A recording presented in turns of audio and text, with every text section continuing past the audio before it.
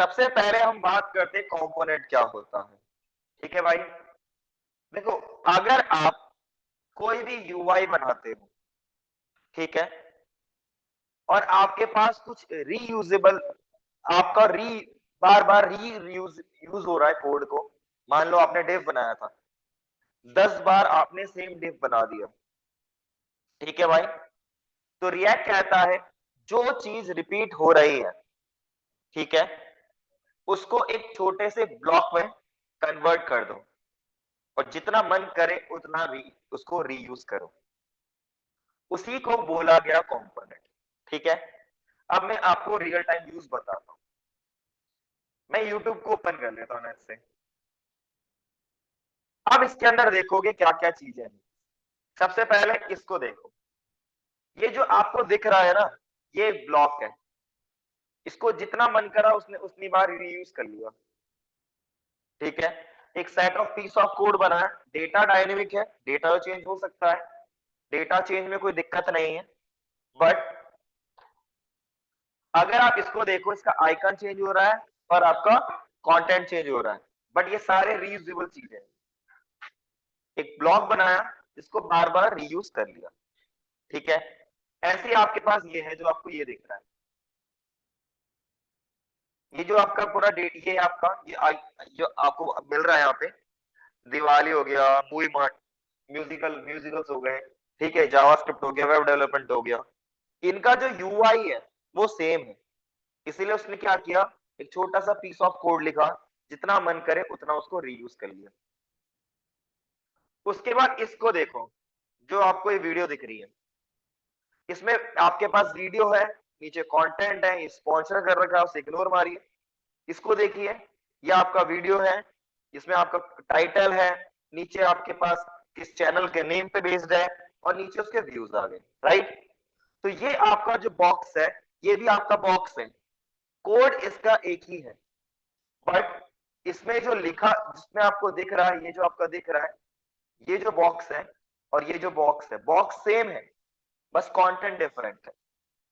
तो रिएक्ट ने बोला जो चीज बार बार आप कोड लिख रहे हो, उसकी जगह पे क्या करो, एक सिंगल पीस ऑफ कोड लिखो और उसको जितना मन करे उतना यूज करो, जस्ट लाइक आपका फंक्शन। उसी तरीके से हम कहते हैं इसको कंपोनेंट। ठीक है भाई, कंपोनेंट कुछ नहीं, कंपोनेंट डायरेक्टली रिप्रेजेंट करता है यूआई को। ठीक है, अब यूआई क्या होता है, जो आपको दिख रहा है। ठीक है भाई, तो जो चीज आपकी बार बार यूज हो रही है, उसको इसने क्या बोला, एक सेट ऑफ ब्लॉक में कन्वर्ट कर दो और जितना मन करे उतना यूज करो। क्लियर, इसको कहते हैं कंपोनेंट। कंपोनेंट क्लियर है भाई, ऑनलाइन में क्लियर? कोई ऐसा हो यस जिसको सर। ना। अब अगर आपको कंपोनेंट बनाना है, अगर आपको कंपोनेंट बनाना है, तो कंपोनेंट बनाने के लिए आपके पास यहाँ पे रिएक्ट में दो तरीके हैं। ठीक है भाई, अब चाहे आप एंगुलर पढ़ लो, चाहे आप व्यू पढ़ लो, चाहे आप रिएक्ट पढ़ लो, सब में कंपोनेंट कॉमन है। तीनों में सेम सेम चीज है, कंपोनेंट। उसमें भी कंपोनेंट बोला जाता है यूआई को रिप्रेजेंट करने वाला, इसमें भी कंपोनेंट बोला जाता है, व्यू में भी कंपोनेंट बोला जाता है। ठीक है, अगर आप तीनों चीजों को रिलेट करके देखोगे तो ये चीज इसमें कॉमन मिलती है। ओके भाई, चलो अब मैं यहाँ पे एक फोल्डर बनाता हूँ कंपोनेंट्स नाम से। जो भी मैं आपको यहाँ पे कुछ एक नई चीज बताऊंगा, वो मैं आपको माय फर्स्ट ऐप जो आपने बनाया है, फोल्डर बनाया है, जो आपने प्रोजेक्ट सेटअप किया है, मैं उसमें ही आपको बताऊंगा। ठीक है, बाकी अगर मुझे लगेगा फ्रेश, मेरे को एक प्रोजेक्ट, मतलब आपको एक नया, जैसे टू डू ऐप था, अगर मुझे वो बनाना है, तो उसको बनाने के लिए मुझे क्या है, मैं अलग से एक सेटअप बनाऊंगा और उसमें कोड कर दूंगा, ताकि वो अलग से आपको सेपरेट बन जाए। ठीक है भाई, चलो अगर आपको कंपोनेंट बनाना है, तो कंपोनेंट बनाने के लिए जब आप फाइल का नेम लिखोगे, सबसे पहली बात, जैसे हम क्लास में करते थे ना, पहला लेटर हमेशा कैपिटल में होना चाहिए, राइट भाई। वही चीज यहां पर भी होगी, फाइल का जो फर्स्ट लेटर होगा नेम का, वो कैपिटल होना चाहिए। बाद में दूसरे वर्ड का फर्स्ट लेटर तो कैपिटल होगा ही होगा, वो कॉमन है। लेकिन जो पहला लेटर होना चाहिए वो कैपिटल होना चाहिए। तो अगर आपको कंपोनेंट बनाना है इन रिएक्ट तो दो तरीके हैं, एक है फंक्शन बेस्ड कंपोनेंट, एक है क्लास बेस्ड कंपोनेंट। तो रिएक्ट के अंदर दो तरीके से कंपोनेंट बनते हैं। पहला आपका क्या है, क्लास कंपोनेंट, और दूसरा फंक्शनल कंपोनेंट। जो फंक्शन बेस्ड कंपोनेंट होता है फंक्शन कंपोनेंट, फंक्शनल कंपोनेंट कहते हैं उसे, और जो क्लास बेस्ड कंपोनेंट उसे क्लास कंपोनेंट बोलते हैं। तो पहले मैं बनाऊंगा आपका फंक्शनल कंपोनेंट।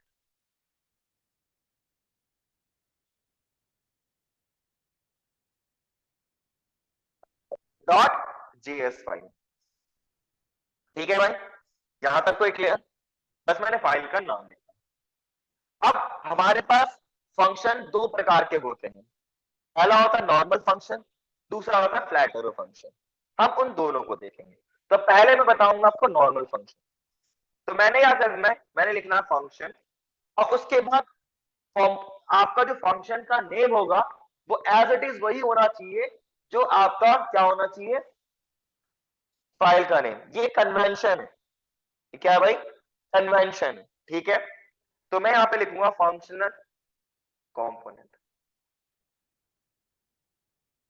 उसके बाद दिस सिंटैक्स, क्लियर है। और हर एक कंपोनेंट रिप्रेजेंट किसको करता है, यूआई को, एक ब्लॉक ऑफ यूआई को, जिसको आप रीयूज कर सकते हो बार बार, क्लियर। तो उसके लिए आप यूआई को रिप्रेजेंट करना है, तो आप यहां पे लिखोगे रिटर्न, और मैं इस स्टेटमेंट को ज्यादा यूज करता हूं, आप इसको हटा दो कोई फर्क नहीं पड़ता, ठीक है। तो यहां पे मैंने लिखा ऐसा पैरेंथेसिस, और इसके अंदर मैं क्या करूंगा, यहां पे लिखूंगा एक यूआई। अब इसके अंदर में यूआई जो रिप्रेजेंट, उसके लिए मैं यहां पे लिखता हूं आपका डिव। इसके अंदर लिखोगे आप एचटीएमएल का कोड। एक्चुअली ये एचटीएमएल नहीं है, वो क्या है उसको बाद में देखेंगे, बट अभी जो आप इसमें समझोगे वो इसमें ये समझोगे कि आप यहाँ पे लिखोगे एचटीएमएल का कोड, जो आप एचटीएमएल का कोड लिखते हो। और यहाँ पे मैंने लिख दिया लेट्स से फंक्शनल कंपोनेंट, नाम लिख दिया। अब मेरे पास ये फाइल बन चुकी है, इसमें फंक्शन मेरा बन चुका है। अब मुझे इसको क्या करना है पड़ेगा, अगर मुझे किसी दूसरे फाइल में इसको यूज करना है तो मुझे क्या करना पड़ेगा, एक्सपोर्ट, तभी तो मैं यूज कर पाऊंगा। जब आप एक फाइल से दूसरे फाइल में किसी चीज को यूज करना चाहते हो, उसके डेटा को यूज करना चाहते हो, तो हम क्या करते थे, इंपोर्ट एक्सपोर्ट, राइट भाई, ठीक है। चलो जी, हम यहाँ पे जो इंपोर्ट एक्सपोर्ट करेंगे वो करेंगे मॉड्यूल वाइज। हमारे पास जो इंपोर्ट एक्सपोर्ट होता है वो दो तरीके के होते हैं, एक होता है आपका मॉड्यूल वाइज, एक होता है कॉमन जेएस वाइज। तो रिएक्ट में हम यूज जो करेंगे वो करेंगे मॉड्यूल वाइज, ओके। तो अब मुझे इसको कैसे एक्सपोर्ट करना है, मैं लिखा एक्सपोर्ट करली ब्रेसेस, और मैंने लिख दिया फंक्शन, ठीक है, क्लियर है। आप इसको सेव किया। अब मुझे क्या करना है, इसको यूज करना है, ठीक है भाई। इसको यूज करने के लिए मैं क्या करूंगा, इस यहां पे इसको लिखना चाहता हूं, ठीक है। यहां पे क्या करना है, मुझे यूज करना है उसको, क्योंकि जब कभी भी आप कोई भी रिएक्ट का प्रोजेक्ट स्टार्ट करते हो, ठीक है भाई, तो उसमें जो index.js फाइल है ना, ये बहुत इंपॉर्टेंट फाइल है। इसका नाम रीनेम मत कीजिएगा, अदरवाइज आपको रिएक्ट के पैकेज के अंदर जाकर रीनेम करना पड़ेगा, क्योंकि टारगेट और किसको करता है, सोर्स के अंदर index.js फाइल को, उसकी जो मेन फाइल होती है, जैसे पब्लिक के अंदर मेन फाइल index.html फाइल है, वैसे ही अगर आप रिएक्ट पे काम कर रहे हो और रिएक्ट के अंदर सोर्स फोल्डर की बात करें, बाकी सबको डिलीट कर दो, इसको डिलीट मत करना, नहीं तो एरर आ जाएगा, ठीक है भाई। तो index.js file is the mandatory file, required file, जैसे index.html is required in public folder, ये याद रखिएगा, ओके। चलो जी, अब मुझे क्या करना है, इसको यूज करना है। ये क्या है, फंक्शन है ना भाई। जब आप किसी भी फंक्शन को उसके अंदर इस यू रिटर्न में क्या लिख रहे हो, एचटीएमएल को रिटर्न कर रहे हो, तो एक चीज हमेशा याद रखिएगा, उसे हम बोलते हैं कंपोनेंट। और कंपोनेंट को अगर आप यूज करना चाहते हो तो आपको यूज करने के लिए उसको एज इट इज, जैसे आप क्या करते हो, नॉर्मल किसी टैग को यूज करते हो ना, वैसे आप उसको यूज करोगे। टैग दो प्रकार के होते हैं, एक ओपन टैग होता है, एक ओपन और क्लोज टैग दोनों होते हैं, है ना भाई। इसमें जो ओपन टैग होते हैं उसको आपको क्लोज करना मैंडेटरी है, ठीक है भाई। यहाँ पे कोई भी ओपन टैग नाम की चीज नहीं होती, कोई भी आपको मिल रहा हो, चाहे इनपुट मिल रहा हो, उसको भी क्लोज करना पड़ेगा, ठीक है। उसको हम कैसे क्लोज करेंगे वो भी देखेंगे। तो मैं यहां लिखूंगा टैग लाइक सिंटेक्स, उसके बाद यहां पे लिखूंगा फंक्शनल कंपोनेंट। अगर आप ऐसे लिखते हो तो ओपन एंड क्लोज टैग, ठीक है भाई। मैंने पहले इसको सेव किया। अब इसकी डेफिनेशन कहां पे लिखी हुई है, एक फाइल के अंदर ना, तो मुझे क्या करना पड़ेगा, उसको इंपोर्ट करना पड़ेगा। इंपोर्ट करने के लिए मैं क्या लिखूंगा, इंपोर्ट, और वहां पे मैंने नॉर्मल किया था कर्ली ब्रेसेस, फिर क्या लिखा मैंने, फंक्शनल कंपोनेंट।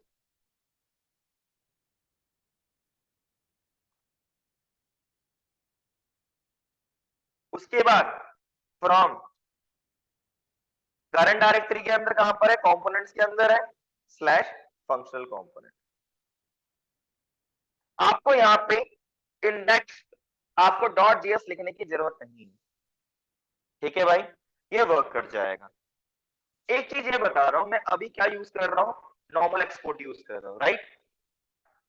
इसमें ये भी देखेंगे कि यहाँ पे डिफॉल्ट ही करना पड़ता है या नॉर्मल चल जाता है, वो सारी चीजें आपको यहाँ पे पता चल जाएगी। अब मैं इसको क्या करता हूँ, मैं इसको रन करता हूँ। मैंने लिखा npm start, sorry npm install, क्योंकि मेरा नोड मॉड्यूल मैंने हटा दिया था।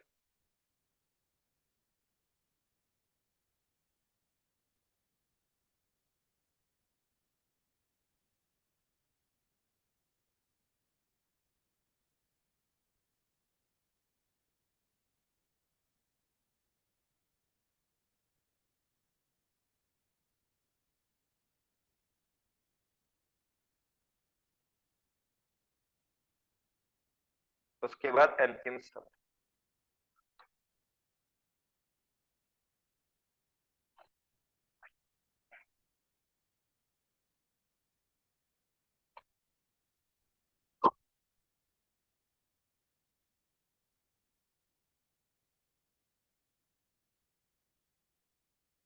चल गया,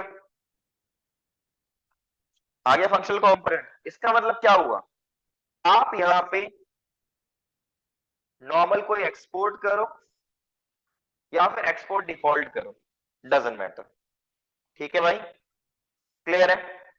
कुछ जगह में बोलता है कि आपको एक्सपोर्ट डिफॉल्ट करना ही करना पड़ेगा, एक फाइल में एक चीज, ठीक है। यहाँ पे आप नॉर्मली कर सकते हैं, क्लियर, ऑनलाइन में क्लियर भाई।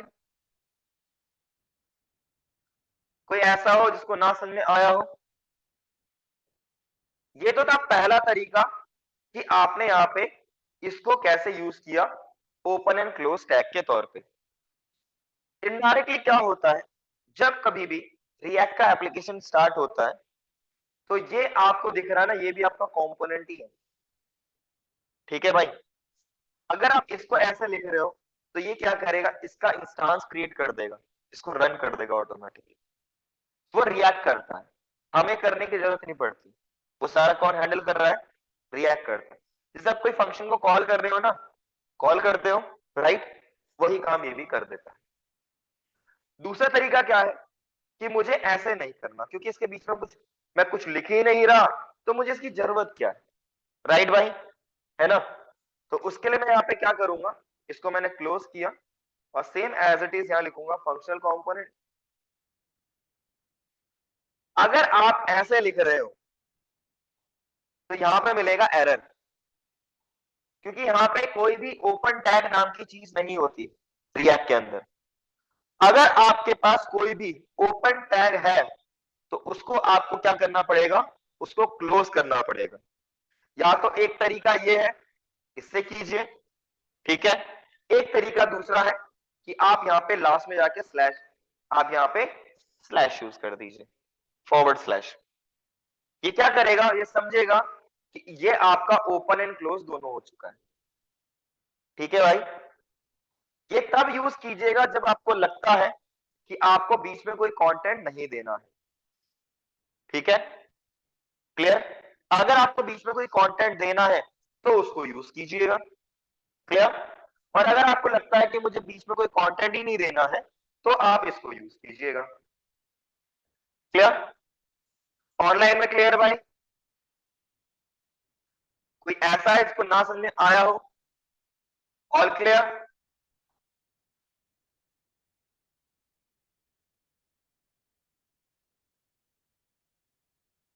All clear? तो ये आपका है नॉर्मल, आपका कंपोनेंट, जो कि फंक्शन, नॉर्मल फंक्शन कंपोनेंट था। अब इसको हम क्या करते हैं, इसको लिख देता हूं नॉर्मल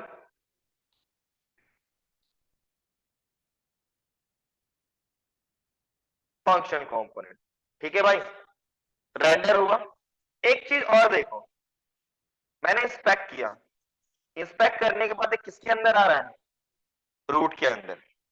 तो जितना भी आपके पास कंपोनेंट का डेटा होगा वो बाय डिफॉल्ट किसके अंदर जाएगा, रूट के अंदर जाएगा। क्यों भाई, समझो।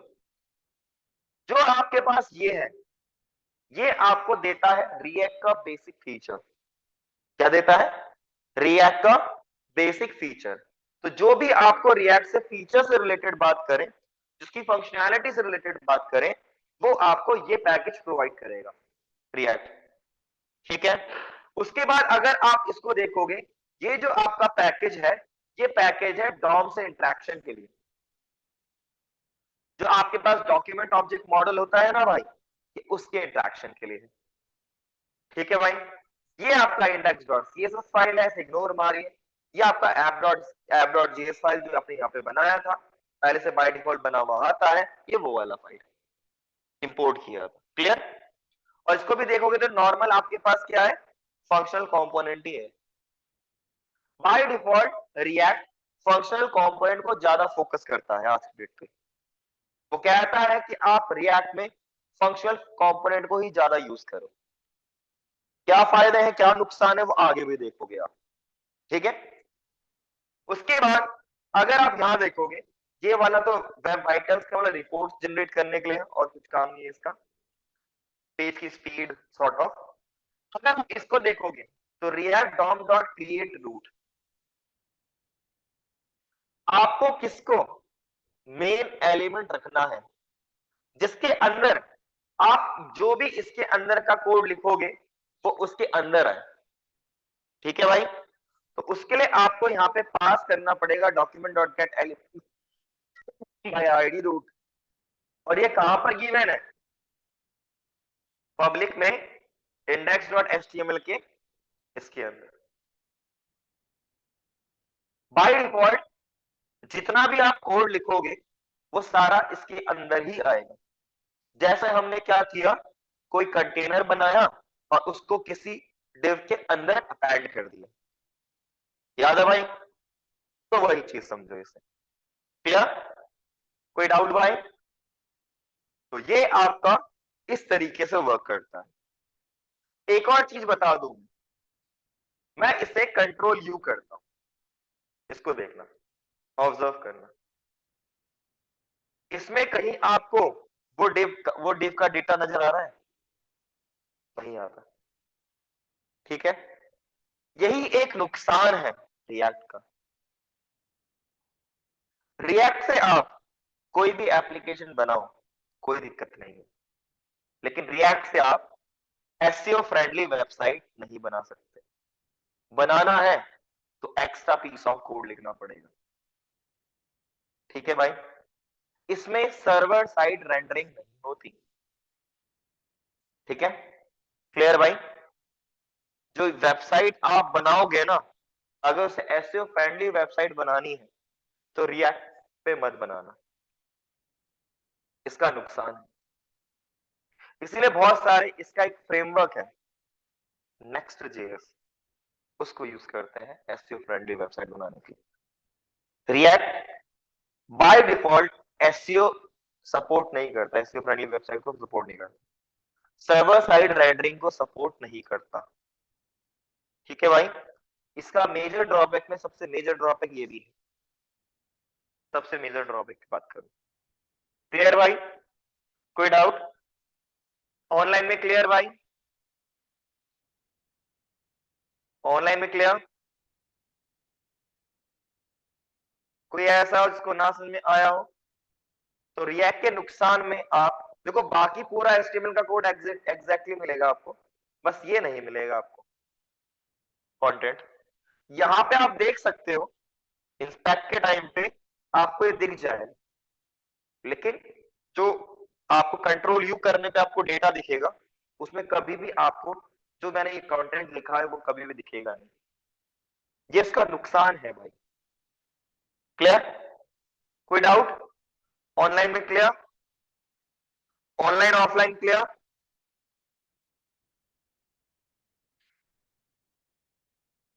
ऑनलाइन में क्लियर इसीलिए इंपॉर्टेंट है index.html फाइल और index.js फाइल।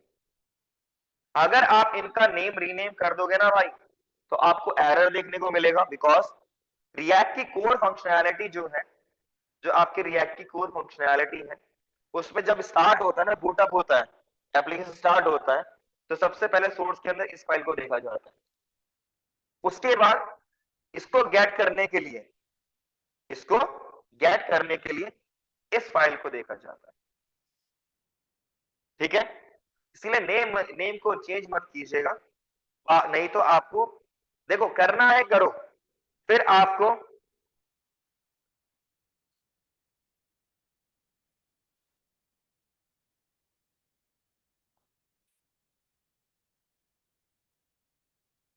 करना है करो, लेकिन फिर आपको क्या करना पड़ेगा, रिएक्ट का जो पैकेज है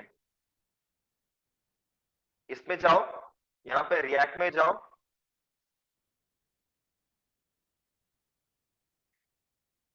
इसमें रिएक्ट डॉम होगा या रिएक्ट पैकेज होगा, कहीं ना कहीं आपको चेंजेस करने पड़ेंगे। और दूसरी बात, हम कभी भी किसी की कोर फंक्शनैलिटी को चेंज नहीं करते। ठीक है भाई? क्योंकि हम कभी जब डेटा आप दोगे, जब भी आप दोगे ना, आप अपना पब्लिक वाला फोल्डर दोगे, एसआरसी वाला फोल्डर दोगे, log.json फाइल दिया नहीं दिया, लेकिन package.json फाइल दिया, ये फाइल आप ट्रांसफर करो किसी को भी, इसको हम कभी भी नहीं करते। बाय डिफॉल्ट ये 231 MB का होता है, 231 MB का। तो इतना डेटा अगर शेयर करोगे तो कोई फायदा नहीं, क्योंकि वो चीज वो npm इंस्टॉल करके गेट कर सकता है। ठीक है भाई? तो उसमें दिक्कत की बात नहीं है। क्लियर? देन भाई चलो, तो ये आपके पास आपका नॉर्मल फंक्शन बन गया। ठीक है? मैं एक बार एरो फंक्शन बनाता हूं, उसके बाद फिर हम क्या, आप इसको लिखिएगा। ठीक है? अगर आपको एक्सपोर्ट करना है तो एक्सपोर्ट यहां पे भी लिख सकते हो, अगर आपको इसको एक्सपोर्ट डिफॉल्ट करना है तो वो भी कर सकते हो। मैं एक्सपोर्ट डिफॉल्ट ज्यादा लिखता हूं और यहां पे लिख दिया मैंने फंक्शनल कॉम्पोनेंट।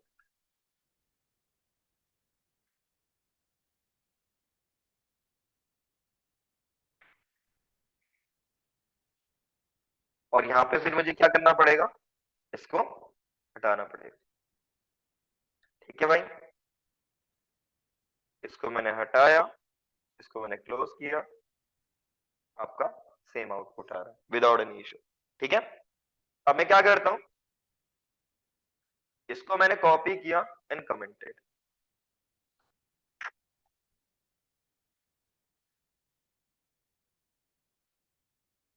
यार ये गड़बड़ होती है।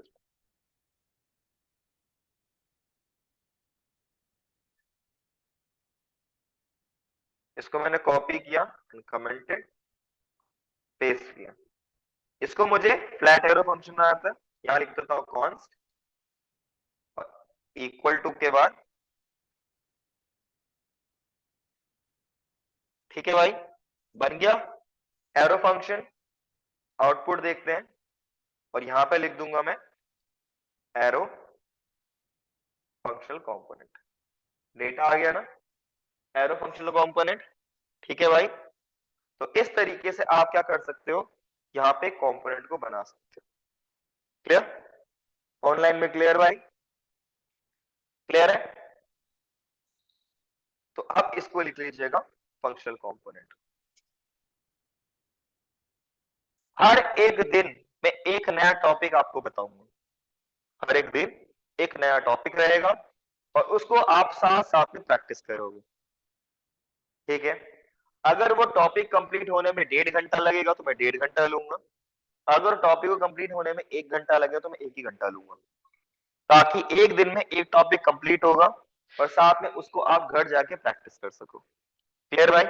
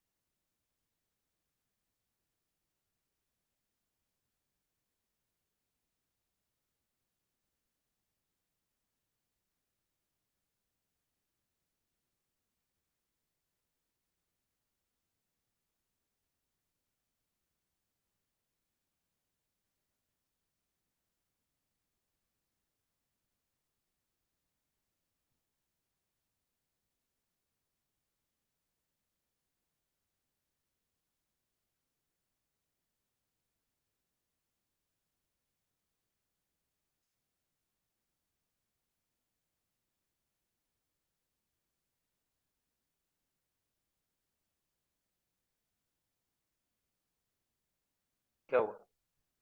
तो हाँ भाई, दोनों लिखो। पूरी फाइल को लिखना है, एक एक चीज को लिखना है।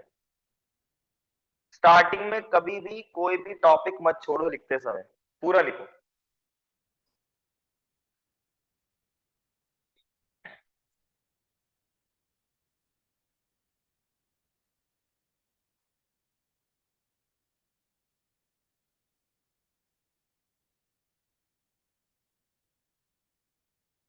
सत्यम, तुम ड्यूकेड आईडी क्यों नहीं मेंशन करते?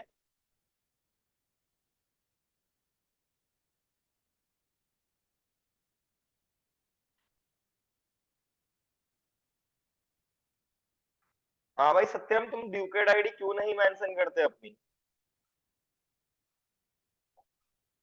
भाई करता हूं नहीं, नेक्स्ट टाइम से भूलूंगा नहीं और वेटिंग में डाल दूंगा, बिकॉज मैं आपको बार बार बोल के थक चुका हूँ।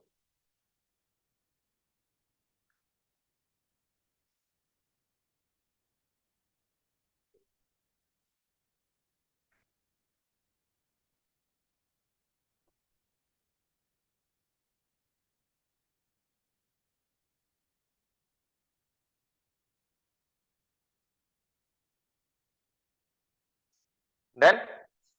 लिख लिया भाई सबने? ऑनलाइन में सबने लिख लिया?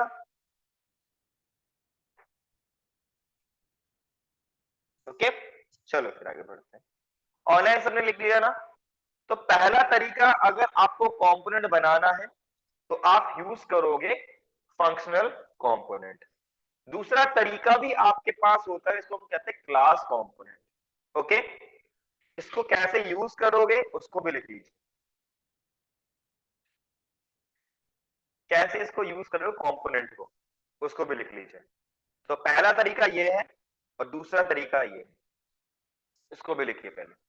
उसके बाद मैं आपको क्लास कंपोनेंट बताऊं।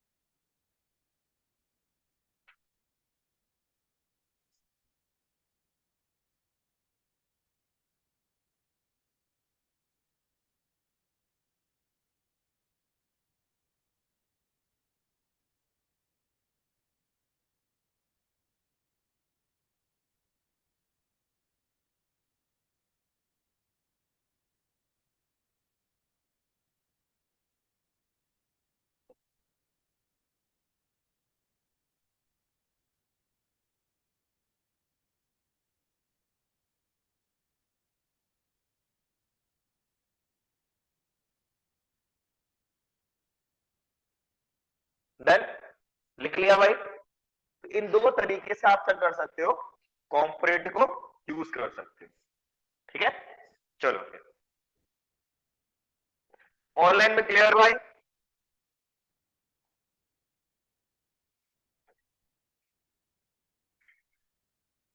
चलो नेक्स्ट आपके पास है, वो क्या है, आपका क्लास कंपोनेंट। चलो फिर देखते हैं।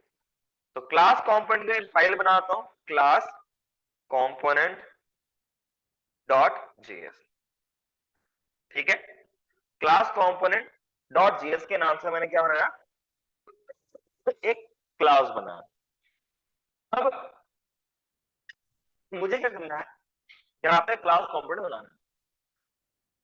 पहले क्लास कीवर्ड, उसके बाद क्लास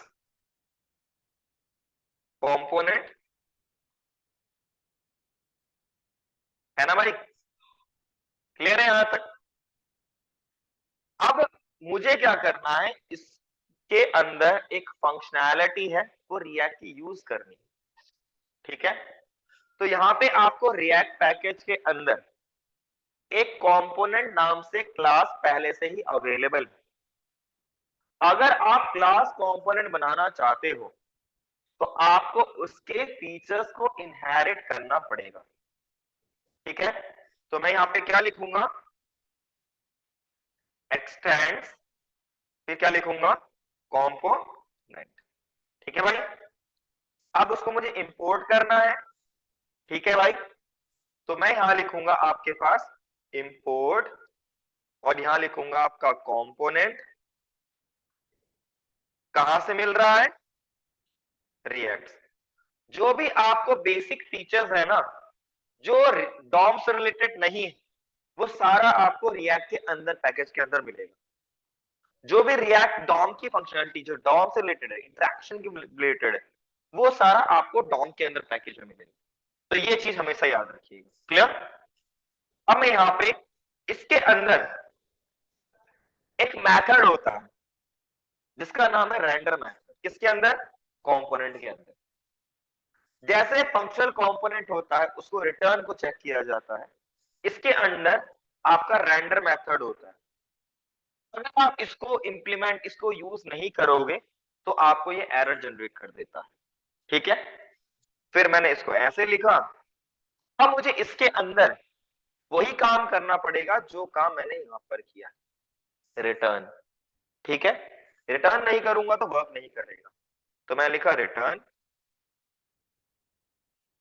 और यहां पे लिख दिया मैंने डिव आपका क्लास कंपोनेंट। ओके भाई, अब मुझे इसको एक्सपोर्ट करना है, तो वही चीज, एक्सपोर्ट डिफॉल्ट, और यहां पे क्लास कंपोनेंट।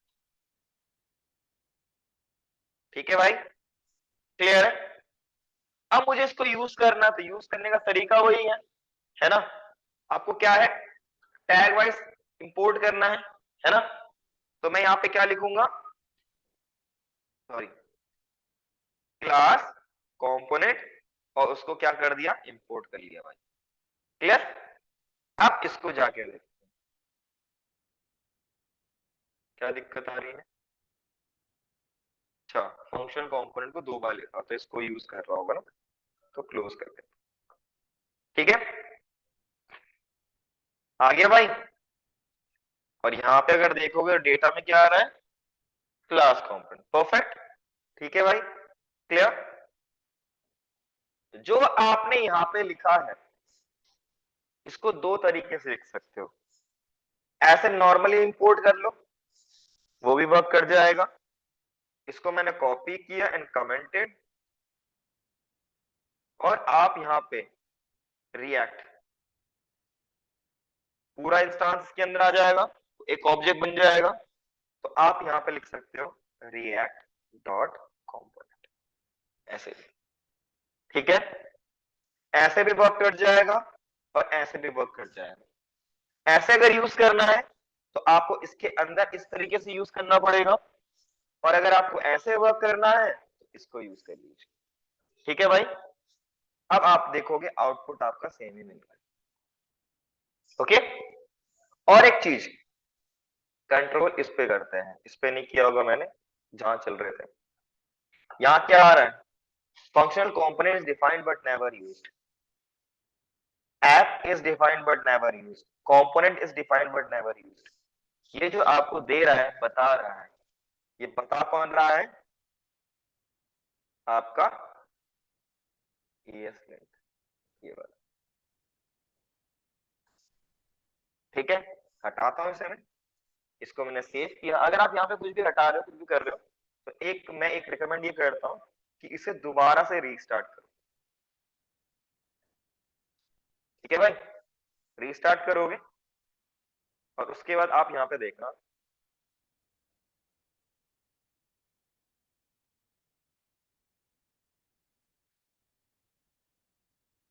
यहाँ पे सजेशन आ रहा है,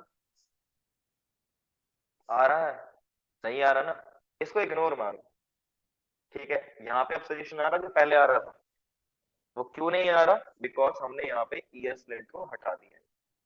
ESLint आपको क्या करता है, जो वार्निंग्स आती है ना, वो उसके बारे में बता देता है।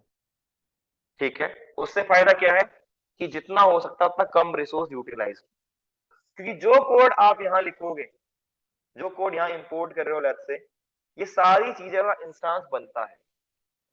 इंस्टांस बनेगा तो भाई वो उसका स्पेस ऑक्यूपाई करेगा, और अगर स्पेस ऑक्यूपाई करेगा तो फ्यूचर में क्या है, दिक्कतें आएंगी। रिएक्ट करता क्या है? देखो अभी तो ये बहुत सारी चीजों को लेके बैठा हुआ है, जब आप इसका बिल्ड बनाओगे ना, तो जो चीजें इसके अंदर यूज हो रही हैं, उन्हीं को ही इसके अंदर के जो पैकेज होंगे वो कंपाइल करके इसके अंदर आते हैं। बाकी सारी चीजें क्या हो जाती, हट जाती। तो उससे क्या होगा, स्पेस कम, स्पेस ऑक्यूपाई करेगा, फिर लाइट वेट हो जाएगा, राइट है? नहीं तो जो आपको डेवलपमेंट पीरियड में जितनी स्पीड मिलती है ना, उससे डबल स्पीड आपके प्रोडक्शन में मिलती है। वो इसलिए मिलता है क्योंकि बहुत सारी चीजें हट जाती है। क्लियर? तो ये था आपके पास क्लास कंपोनेंट। क्लियर है? कोई डाउट किसी को ऑनलाइन में? क्लियर भाई? मैं इसको दोबारा से सेव कर लिया, और इसको दोबारा से मैं क्या करता हूँ, रीस्टार्ट कर लेता हूँ। ठीक है, क्लियर? इसको लिख लीजिएगा।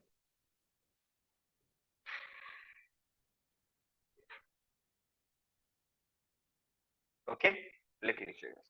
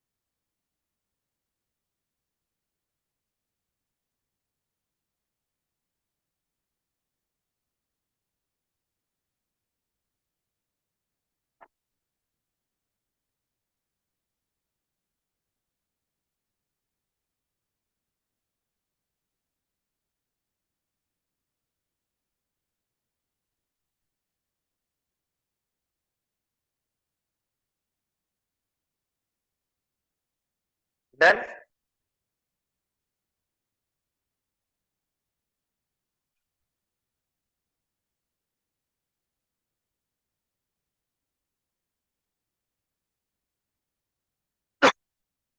भाई क्लियर है? किसी से कोई डाउट है ऑनलाइन पूछना हो तो भाई पूछ सकते हो।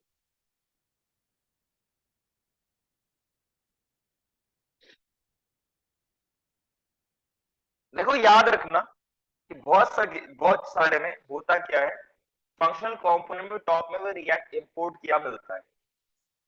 ठीक है, तो भाई वहां पे ऑप्शनल है वो, आप यूज करना चाहते हो इंपोर्ट करना चाहते हो इंपोर्ट कर सकते हो, नहीं करना है मत करो, वो ऑटोमेटिकली आपका चल जाता है। ठीक है भाई, लेकिन अगर आप क्लास कंपोनेंट यूज कर रहे हो तो आपको चाहिए कंपोनेंट, राइट?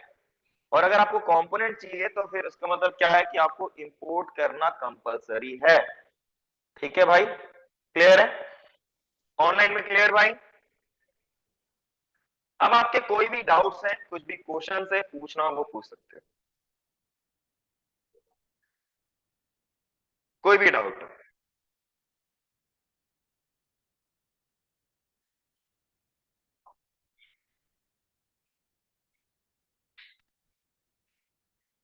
अभी देखो बहुत बहुत कुछ मिलेगा आपको। रिएक्ट के सबसे बड़ा ड्रॉबैक आपका एसईओ फ्रेंडली वेबसाइट ना बनाना सबसे पहला कारण है। ठीक है भाई, रिएक्ट के और भी ड्रॉबैक्स में क्या है कि आपको यहाँ पे जो भी कोड करना पड़ेगा वो बाय हैंड खुद करना पड़ेगा। यहाँ पे आपको एक्स्ट्रा पीस ऑफ कोड नहीं मिलता जो कि आपको एंगुलर और व्यू में मिल जाता। ठीक है, इससे नुकसान क्या है? देखो रिएक्ट पढ़ने में बहुत आसान है, रिएक्ट को पढ़ोगे आपको बहुत इजी लगेगा कि हाँ भाई बहुत स्मूथ चल रहा है, हम यहाँ पे कर पा रहे हैं। लेकिन जब आप एप्लीकेशन बात करेंगे ना, जब बड़े एप्लीकेशन को बनाओगे तो मैनेज करना बहुत मुश्किल होता है। मतलब प्रोजेक्ट वाइज अगर बोलूं तो रिएक्ट बहुत हैवी है, बहुत कॉम्प्लिकेटेड है, सीखने वाइज बहुत इजी है। वो आपको धीरे धीरे जब आप प्रोजेक्ट खुद बनाओगे तो समझ में आएगा। क्लियर भाई? ठीक है, तो मैं आज के लिए इतना ही करना चाहूंगा क्योंकि मैंने आपको आज पहला टॉपिक पढ़ाया कंपोनेंट, तो इसको आज घर जाके प्रैक्टिस कीजिए, जितना हो सकता है उतना कीजिए, प्रोजेक्ट को सेटअप कीजिए। कल मैं आपको बढ़ाऊंगा प्रॉप्स। ठीक है भाई, क्लियर? और मैं अभी आपको लेके चलूंगा जो भी चीज है उसमें क्लास कंपोनेंट और फंक्शनल कंपोनेंट दोनों को ही अचीव करेंगे। बट कुछ टाइम के बाद मैं आपको ओनली फंक्शनल कंपोनेंट ही बताऊंगा।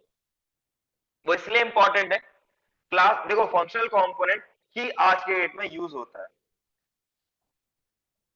तो क्लाइंट देख सकता है, वो तो तुम्हारा नॉर्मल कोड भी देख सकता है, उससे क्या क्लाइंट का नुकसान है? वो तो नॉर्मल कोड भी देख सकता है। क्लाइंट साइड में आपका कोड दिखता ही दिखता है, चाहे तुम कुछ भी कर लो छुपा नहीं सकते। नहीं तो पढ़ना तो ब्लॉकचेन पढ़ लो, वेब3 उसमें नहीं दिखेगा। तो मैं क्या टॉपिक बता रहा था, कुछ बोल रहा था मैं। हाँ भाई, देखो बेसिकली क्या है, रिएक्ट एम्फसाइज करता है कि आप फंक्शनल कंपोनेंट को यूज करो, ना कि क्लास कंपोनेंट। हम बताते इसलिए हैं बिकॉज क्योंकि आप जब कंपनी में काम करने के लिए जाओ, हो सकता है वो जो प्रोजेक्ट बना हो वो क्लास कंपोनेंट बना हो। ठीक है भाई, इसीलिए बताना कंपलसरी होता है, अदरवाइज उसको ना भी पढ़ोगे तो भी काम बन जाएगा।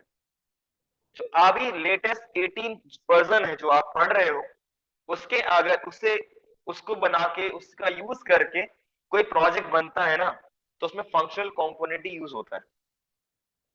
ठीक है भाई, वो क्यों होता है उसका कारण आप आगे देखते जाओगे, उसमें आपको पता चलता जाएगा। ठीक है भाई, क्लियर है? तो आज के लिए फिलहाल इतना ही, अगर आपके कोई डाउट्स कुछ पूछने हो तो पूछ सकते हैं।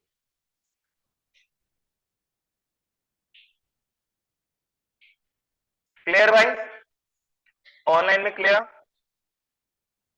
तो अगर मुझे कोई टॉपिक में 1.5 घंटा लग रहा है तो मैं पूरा 1.5 घंटा लूंगा।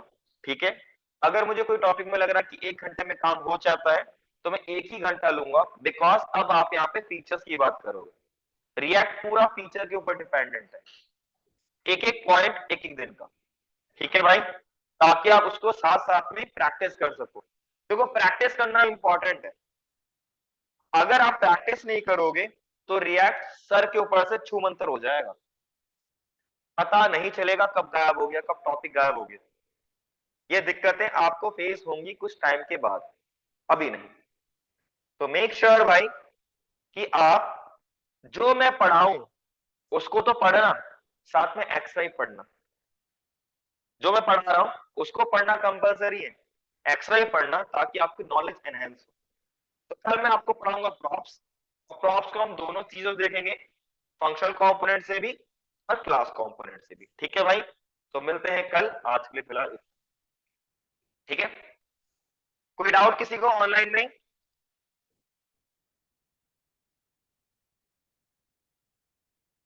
किसी को कोई डाउट ऑनलाइन में कुछ पूछना है?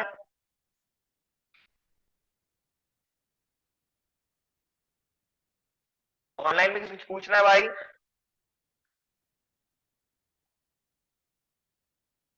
किसी को कुछ पूछना है ऑनलाइन में भाई? No sir. ओके भाई, तो आज के लिए फिलहाल इतना ही करते, ओके।